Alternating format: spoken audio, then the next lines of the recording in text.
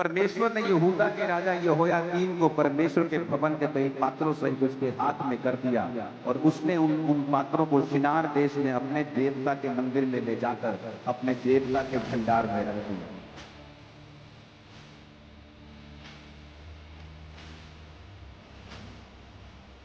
इस्राएली राजवंश में से ऐसे लोगों को लेके आ जो बुद्धि में प्रवीण हों। और वचन कहता है कि उनमें यहूदा की संतान में से चुने हुए दानियेल, हनन्याह, मीशाएल और अर्ज्या नामक यहूदी थे। लिखा, परंतु दानियेल ने अपने मन में 8 आयत में लिखा, ठान लिया कि वो राजा का भोजन खाकर और पीने का दाख मधु पीकर अपवित्र ना हो।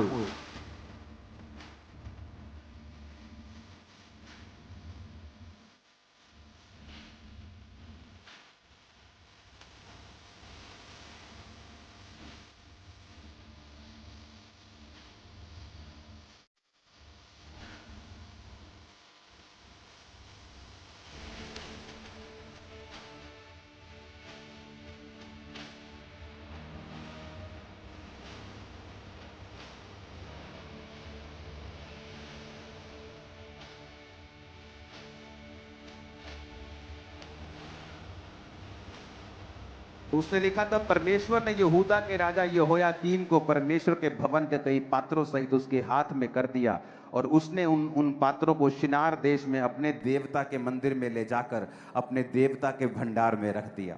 अब आप सोचोगे परमेश्वर ने अपना भवन क्यों शैतान के हाथों में पड़ने दिया? क्योंकि उस समय इज़राइल सारे वो गलत काम कर रहा था जो परमेश्वर के वचन के विरुद्ध थे। इज़राइल का राजा दुष्ट था और वो सब प्रकार के जादू और टोनों में और व्यभिचार में सम्मिलित था। जब एक व्यक्ति परमेश्वर से बिगड़ जाता है तो परमेश्वर उसकी सारी महिमा को जो उसने दी होती है उसे फिर शैतान के हाथों में दे देता है। इसीलिए वचन कहता है कि अन्य जातियों में तुम्हारे कारण मेरे नाम की निंदा होती है। जीसस ने कहा, क्यों? क्योंकि जब एक पास्टर बिगड़ता है, जब एक क्रिश्चियन बिगड़ता है, तो परमेश्वर जब उसको बिगड़ता है उसको शैतानी लोगों के वश में करता है। शत्रु उसको लूटते हैं, वो शत्रुओं के वश में आ जाता है, वो कैप्चर हो जाता है। और लोग सोचते हैं शैतान ने काम किया। कई बार सारे काम शैतान नहीं करता है। यहां पर परमेश्वर का यह कार्य था कि परमेश्वर ने अपनी महिमा को भी जो उसे दी थी उसे खत्म कर दिया और अपने भवन के पात्रों समेत वो अपने सारी चीजों को अपने देवता के भंडार में उसने रख लिया। तब राजा ने अपने खोजों के प्रधान अशनपज को आज्ञा दी कि इजरायली राजपुत्रों और प्रतिष्ठित पुरुषों में से जवानों को ला, जो निर्दोष, सुंदर, सब प्रकार की बुद्धि में प्रवीण, ज्ञान में निपुण, विद्वान, राज मंदिर में हाजिर रहने के योग्य और उन्हें कसदियों के शास्त्र और भाषा की शिक्षा दे।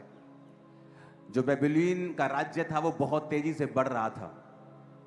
वो इतनी तेजी से एक्सपैंड कर रहा था और वो इतनी तेजी से देशों के ऊपर कब्जा कर रहे थे कि उनके पास जो स्टाफ था, जो अच्छा स्टाफ, जो राज्य कर सके, जो गवर्न कर सके, जो उन पर देख रेख कर सके, एडमिनिस्ट्रेशन कर सके, वो स्टाफ की कमी थी।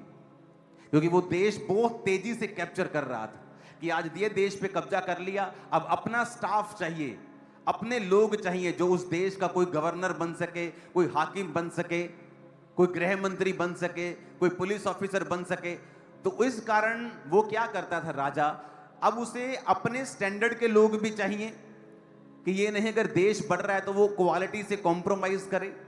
तो उसने फ्यूचर के बारे में सोच के कहा कि मुझे अच्छे जवान इजरायली राजवंश में से ऐसे लोगों को लेके आ जो बुद्धि में प्रवीण हों।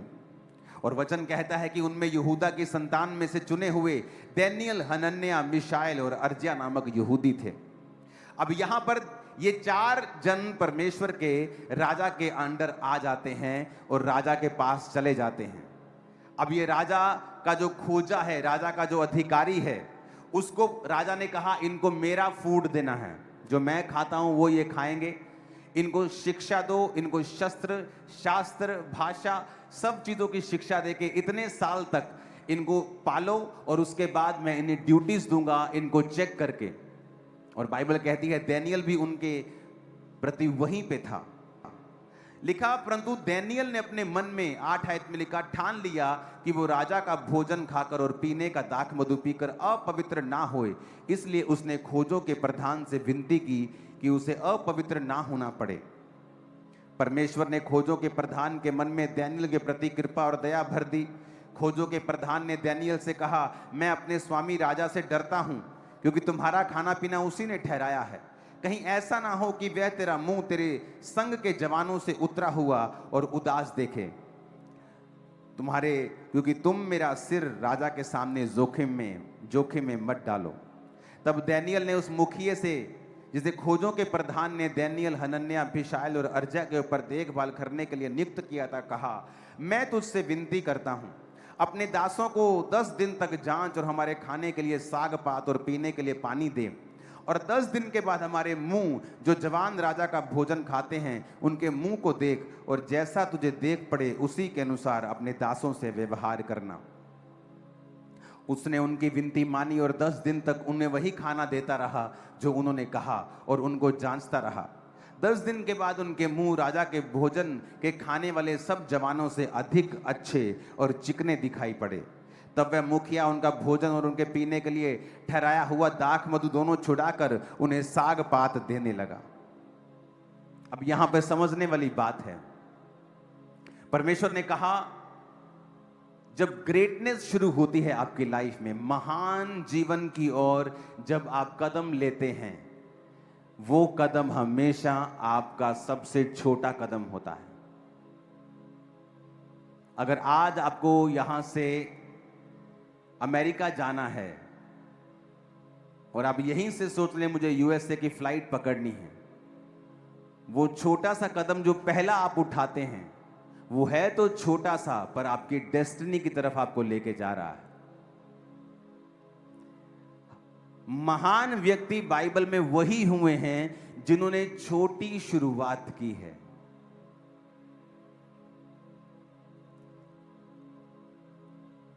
थोड़े दिनों के बाद जब राजा टेस्ट लेता है तो दानियल और उसके 3 साथी बाकी लोगों से बुद्धिमान दिखाई देते हैं, और वो उनके आकर समक्ष में सेवा करने लगते हैं।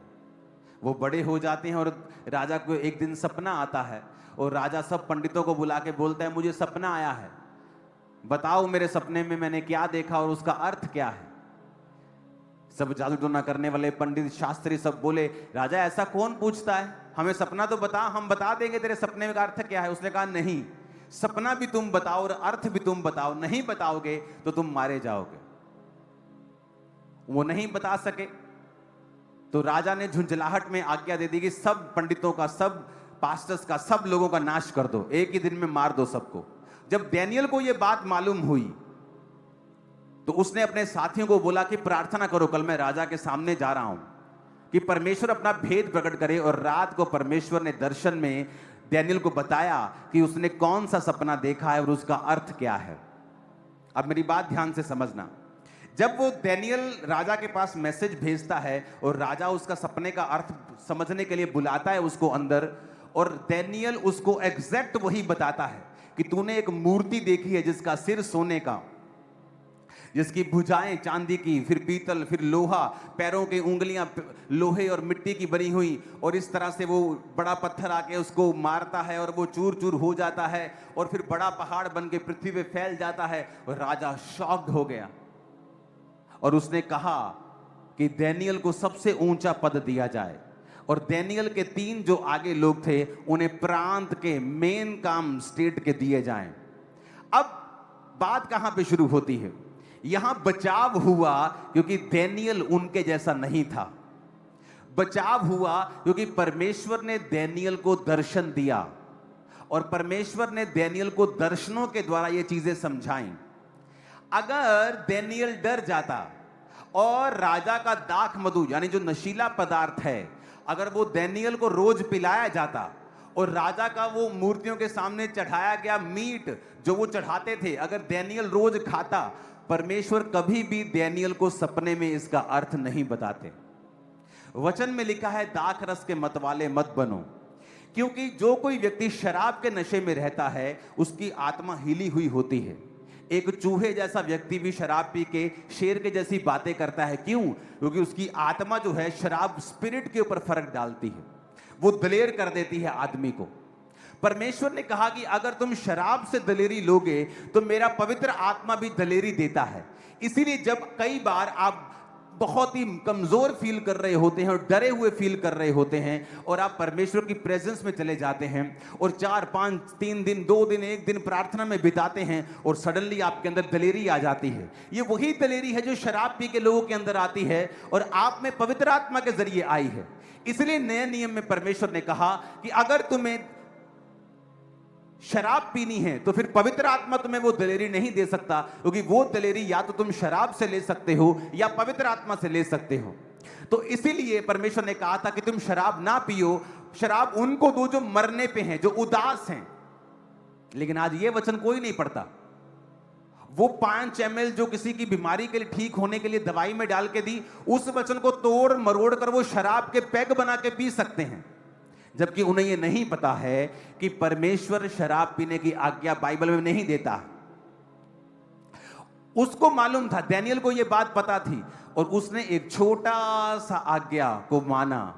अगर दानियल शराब के नशे में रोज रहता और उसकी स्पिरिट और उसका दिमाग उस अल्कोहल के इन्फ्लुएंस में होता, मैं आपको गारंटी देता हूं कि परमेश्वर कभी भी उसको दर्शन में उत्तर नहीं देते। दानियल तब तो अपनी जिंदगी बचा लेता कि अब तो मैं बच गया हूं, अगर मैं विरोध करूंगा तो राजा मुझे मरवा देगा, कि तू कौन होता है शराब ना पीकर, मेरे देवताओं का मांस ना खाकर चढ़ाया हुआ, तू अपने आप को क्या बेटर समझता है, मार दो इसको। उसके लिए क्या है, वहां पे लाखों बच्चे पढ़ रहे होंगे, कई बच्चे कई देशों से पढ़ रहे होंगे, वो हजारों ट्रेनिंग हो रही है, एक मर भी जाएगा तो राजा का क्या जाता है। लेकिन दानियल ने स्टैंड लिया कि मैं परमेश्वर के वर्ड के ऊपर खड़ा रहूंगा। दानियल ने सोच लिया था कि मैं ये खाना नहीं खाऊंगा। अब दानियल ने अपनी जान की परवाह नहीं की, और अपनी जान की परवाह ना किए बगैर उसने कहा कि भाई साहब तू मुझे साग पात दे दे, तू मुझे साग दे दे, तू मुझे सरसों का साग दे दे, मुझे तू गोभी आलू दे दे, और 10 दिन के बाद तू मेरा चेहरा देखना। अगर मेरा चेहरा उतरा हुआ हो, थोड़ा कम लाल हो, थोड़ा कम शाइन करे, तो तू वही खाना मुझे देना शुरू करना। और जब 10 दिन के बाद देखा गया तो जो मीट मांस खा रहे थे और बड़ा अच्छा खा रहे थे, उनका चेहरा गिरा हुआ था दानियल के मुकाबले। ये पहला साइन था जो परमेश्वर ने दिया कि दानियल, अगर तू मेरे छोटे से छोटे वचन को मान सकता है तो मैं तेरी जिंदगी में तभी काम कर सकता हूं, उसी तक वक्त काम कर सकता हूं। और तभी से परमेश्वर ने उसके जीवन में चिन्ह दिखाने शुरू किए। और बाइबल कहती है दानियल ने कहा मैं अपनी मौत ले सकता हूं पर मैं ये खाना नहीं खा सकता हूं। एंड में देखो क्या हुआ। अगर दानियल शराब पीता तो जब राजा ने आज्ञा दी कि सब मार दिए जाएं, उनमें दानियल भी होता।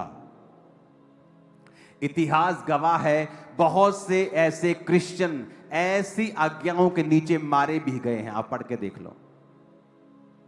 लेकिन दानियल उस समय नहीं मरा, क्योंकि उसने ठान लिया था कि मैं परमेश्वर के वचन को नहीं ब्रेक करूंगा। आप किसी के यहां काम करते हैं, वो छोटी सी 100 रुपए की चोरी आपके ग्रेटेस्ट फ्यूचर को खत्म कर रही है।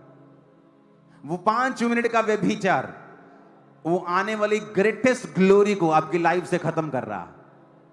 वो 5 मिनट की चुगली, वो किसी के साथ जेलसी, वो किसी को डाउन करने के लिए योजनाएं बनाना, परमेश्वर के घर को पॉलिटिकल घर बना देना, वो तुम्हारी ग्लोरी को डिम कर रहा है, डाउन कर रहा है, और तुम ये बात को समझ नहीं पा रहे।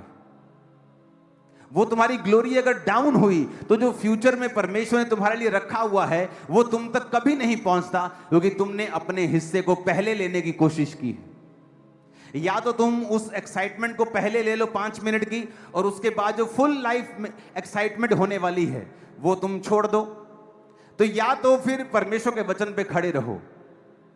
आज सबसे इंपॉर्टेंट है, क्या आप परमेश्वर के वचन के ऊपर चलते हैं या नहीं चलते हैं। अगर आप क्रिश्चियन हैं, आप हमेशा टाइथ निकालेंगे। अगर आप क्रिश्चियन हैं, आप रोज प्रेयर करेंगे। अगर आप क्रिश्चियन हैं, आप कभी चोरी नहीं करेंगे, चाहे आपके बच्चों को भूखा रहना पड़े।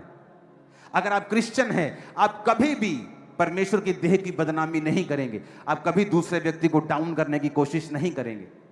बहुत से लोग ऐसा करते हैं, फिर बीमार हो जाते हैं, फिर दुखी हो जाते हैं, फिर पब्लिक में कुछ बताते नहीं, चुपचाप तौबा कर लेते हैं, मेल मिलाप कर लेते हैं, क्योंकि उनको वो दुख पता लगता है कि परमेश्वर ने जो उन्हें दिया है और वो परमेश्वर में सही चल रहे होते हैं, इसलिए परमेश्वर उनको ऐसी ताड़ना देता है। जो सही नहीं चल रहे होते उनको तो वो बर्बाद भी कर देता है।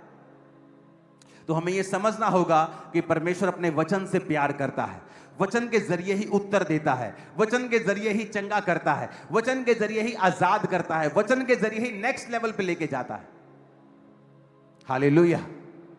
आप देखो आज क्रिश्चियनिटी में बहुत से लोग हैं, बहुत से अमीर लोग भी हैं, बहुत से इन्फ्लुएंशियल लोग भी हैं, लेकिन अगर आप देखेंगे परमेश्वर उनके द्वारा प्रभावित कामों को करने में कामयाब नहीं होता। क्यों? क्योंकि उनका जो जीवन है वो अनॉइंटिंग और वर्ड के अंदर पूरी तरह छुपा हुआ नहीं है। बहुत सी ऐसी चीजें हैं जो वचन के साथ वो ब्रेक करते हैं, इसलिए परमेश्वर उन्हें अच्छी पोजीशन पे होते हुए भी इस्तेमाल नहीं कर पाता है। बाइबल पढ़ के देख लो, कौन थे ग्रेट आदमी जिन्होंने दुनिया को बदला है? वो जिन्होंने छोटे होते से ही, मेरे बच्चों को मैं छोटे होते से ट्रेन किया है कि छोटी बात पर भी झूठ नहीं बोलना है, गलती होने पर भी झूठ नहीं बोलना है, चाहे मार पड़े तुम्हें। क्योंकि जब आप इन तैयारियों में रहते हैं और अपनी लाइफ को क्लीन रखते हैं, परमेश्वर के लिए आसान है वो ग्लोरियस जिंदगी आपके बीच में से निकालकर लोगों के सामने रखना जिसके लिए आप बुलाए गए हैं। अगर डैनियल ने परमेश्वर के उस वचन को अपनी जिंदगी का रिस्क लेकर माना तो एंड में डैनियल ही ऊंचा हुआ, उसके साथी भी ऊंचे हुए, वो ग्लोरियस जगहों के ऊपर थे। उस राज्य में राजा के बाद दूसरा तीसरा स्थान हमेशा उनका रहता था, क्योंकि परमेश्वर ने उनको ऊंचा किया, क्योंकि वो परमेश्वर के वर्ड को फॉलो करते थे।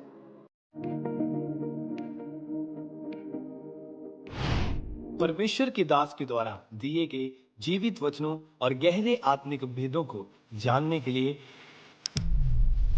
आप हमारे YouTube चैनल को अभी सब्सक्राइब करें और बेल आइकन को दबाना ना भूलें, ताकि हर एक नई अपडेट और अनाउंसमेंट सबसे पहले आप तक पहुंच सके।